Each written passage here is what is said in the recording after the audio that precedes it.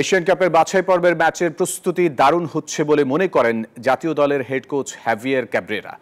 জাতীয় দলের সাথে কন্ডিশনিং ক্যাম্প করা ফুটবলাররা বলছেন, একাদশের সুযোগ পেলে মাঠে সেরাটা দিয়ে ভারতের বিপক্ষে জয় ছিনিয়ে আনতে চান তারা। লড়াইটা ভারতের বিপক্ষে। এই ম্যাচ সামনে রেখে অবসর ভেঙে ভারত দলের সাথে যোগ দিয়েছেন দক্ষিণ এশিয়ার কিংবদন্তি সুনীল ছেত্রী। লাল সবুজের দলের হয়ে মাঠে নামা নিশ্চিত ইংলিশ লিগে খেলা হামজার। ইতালিয়ান লিগে খেলা ফাহামিদুলও সৌদি আরবে জামালদের সাথে যোগ দিয়েছেন কন্ডিশনিং ক্যাম্পে। সব মিলিয়ে এশিয়ান কাপের বাছাই পর্বে দারুণ কিছু করার প্রত্যাশা জাতীয় দলের হেড কোচের। বলছেন, দল হয়ে খেলতে পারলে জয়টা আসবে বাংলার ঘরেই। Quite positive actually. A lot of energy. Actually being able to implement what we have been working, and we are happy. We are happy with the match we have had today.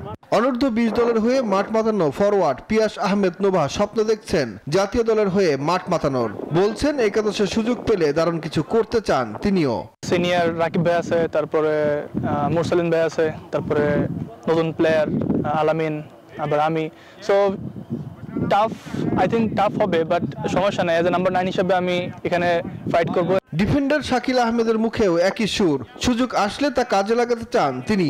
আমার পজিশনে senior player আছে, তারা অনেক দিন ধরে খেলতেছে national টিমে, তাদের অনেক এক্সপিরিয়েন্স আছে।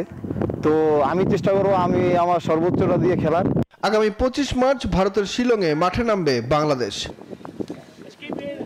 সুখন সরকার, নিউজ 24।